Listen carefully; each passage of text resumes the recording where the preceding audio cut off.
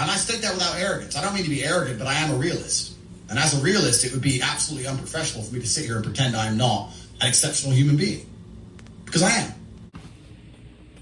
The untouchable True School Sports Empire proudly presents something the boxing game's been missing. Hey, what's going on? It's your boy BT. I came here to talk some boxing with the thousands of True School Sports subscribers. Now, I wanted to review the Emmanuel Navarrete Liam Wilson undercard because I think there were some good fights on the undercard and things we're talking about. So for the fight you want to hear about, make sure you guys check those timestamps down there below and just fast forward if you want. But we're going to start with Arnold Barboza Jr. Yes, that Arnold Barboza Jr., the contender Arnold Barboza Jr., because he was in action against Jose Pedraza.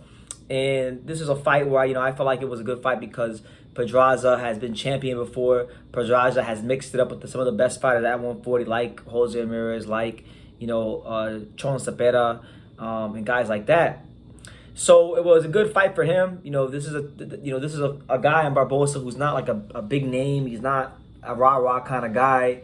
Nor has he been a guy that necessarily has oohed and odd and big fights. But then you watch him sometimes. You watch him in pockets of time when he's boxing, and you see a guy with just really good ability, really good fighter. Is he a great fighter? Probably not. Is he an elite fighter? Probably not. I don't know. We won't find out until he gets an elite name. But he fought Jose Pedraza, and I thought he boxed well. Pedraza early in that fight was doing a lot of unnecessary movement as far as like his feet.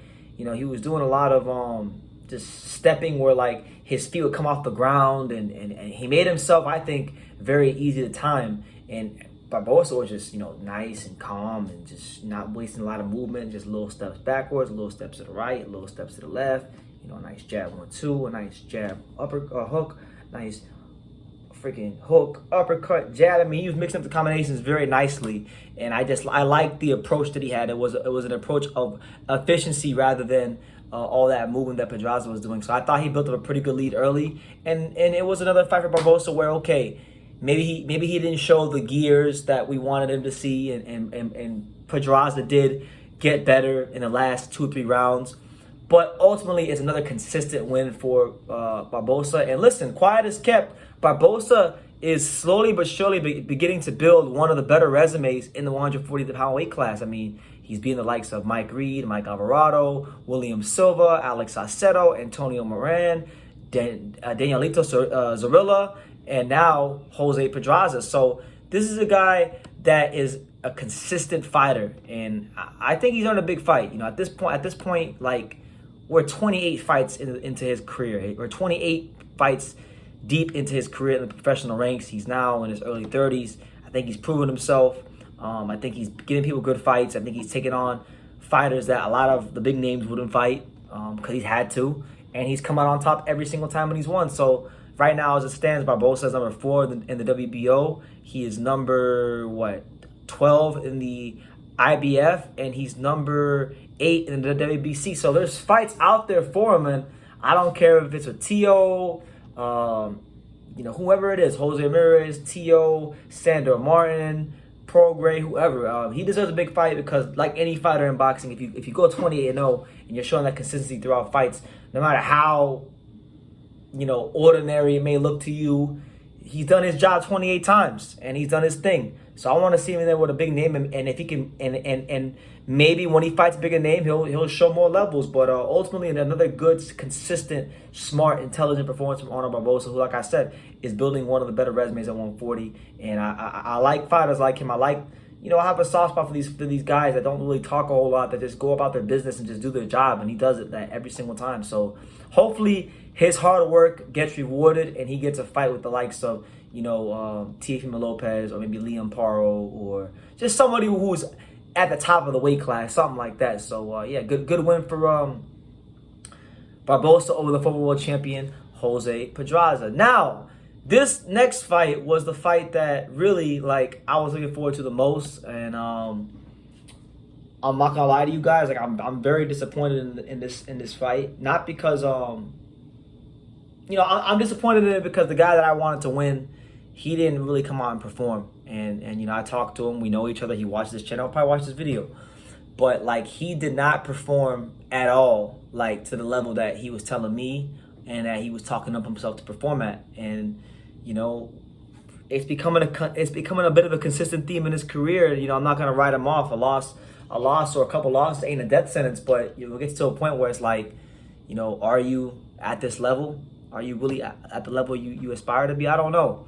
But that fight is Luis Chucho Melendez, Southfielders very own Luis Chucho Melendez, taking on the fighting pride of North Las Vegas, Andres Cortes. Now, this is a fight that I remember very clearly when Luis Melendez got that decision over Thomas Matisse back in 2021.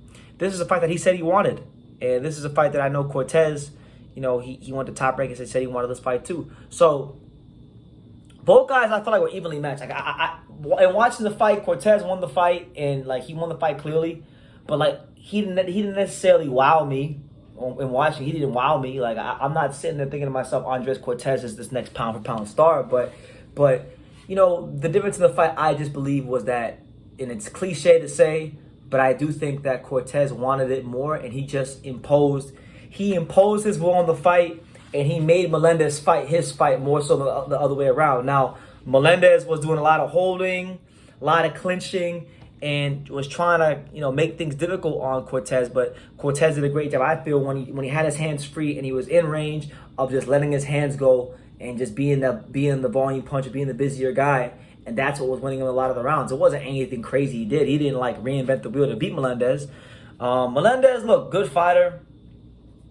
You can see when he lets his hands go, and you can see when he's at range, he can do things very well. He can be a defensively sound fighter, but I still think I look at Chucho Melendez as a guy that's still trying to find himself in the pro ranks. You know, this is a guy that has fought a lot in Colombia. And if you guys don't know about these fighters, when they go to Colombia, they just, you know, they hit a guy like 2 times, they fall over. You know, that's not like real development. I feel like he's still trying to find himself in the ring. Sometimes he looks like a guy that could be a really, really good professional fighter, and other times it looks like he could be a guy that could still be in the amateurs. You know, so I think he's still trying to find his style. He didn't have a good performance at all in this fight. You know, I don't think it was a shutout like Cortes was talking all this stuff about. Oh, it was a shutout. It wasn't a shutout, but he did win the most of the rounds. But you know, disappointed in Chucho, but it's not the end of the road for him. I'm sure he'll get calls to be the opponent for other fights, but he needs to understand that he's going to be the opponent. If he gets called for fights, he's going to be the opponent. They're going to be unfavorable circumstances, because the reality is you've lost early in your career. Your third fight, they dropped you. You lost to Eduardo Ramirez. You lost this fight, and a lot of people think you lost Thomas Matisse. So you really could be a 4-loss fighter, but by the grace of God, you're a 3-loss fighter. So he didn't perform. It's not the end of the world, but you know, you gotta really start asking those tough questions of yourself. As for Cortes, where does Cortes go from here? I mean, he's a good fighter. He's a solid fighter, but you know, I don't see no pound for pound star there. You know, we'll see what happens with him. He's saying he wants to fight these guys like the Oscar Valdez's and, you know, the top guys at 130. Hey, I say give it to him. I'm not going to knock nobody for their ambition in the sport. Maybe when he gets a fighter that holds a little bit less and is a bit more offensive minded, he winds up looking better. But good win for him, and he's building a nice little career for himself there, Cortes. You know, 18-0, doing his thing, moving up the ranks.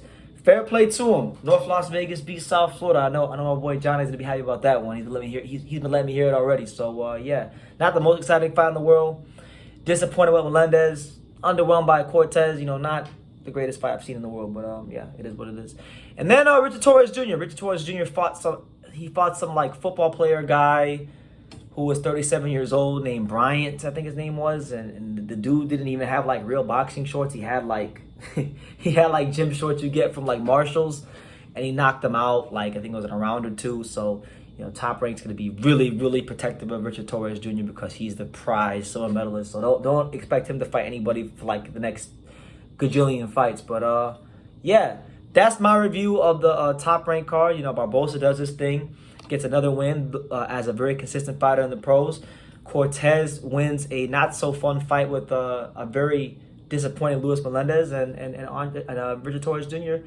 knocks out a football player, almost 40-year-old football player. So yeah, make of that what you will. Leave your comments down below. Make sure you guys take the time to subscribe. And like I say in every single one of these videos, you can love me or you can hate me, but I'm just a kid from Daniel. So until next time, take it guys.